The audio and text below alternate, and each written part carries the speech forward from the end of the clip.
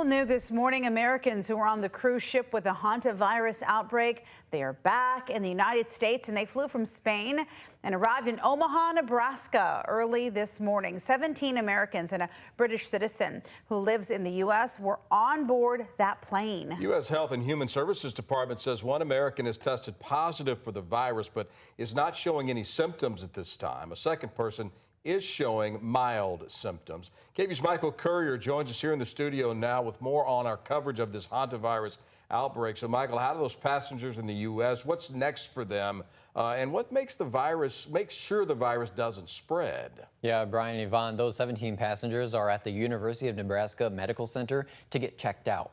This hospital has a federally funded quarantine facility. There are 20 rooms fitted with air pressure systems to contain the virus. They are kind of like hotel rooms. They have bathrooms in the room, exercise equipment, food delivery, and Wi-Fi. Now, there are doctors that will assess the passengers' risk levels for spreading the virus. The big fear is we could face another COVID-like epidemic. Acting director of the CDC appeared on CNN's State of the Union saying this is not the same.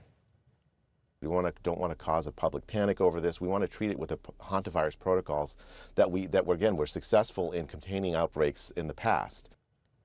He also said they are in contact with the World Health Organization, which also stressed the general public should not panic and the risk to the public is very low.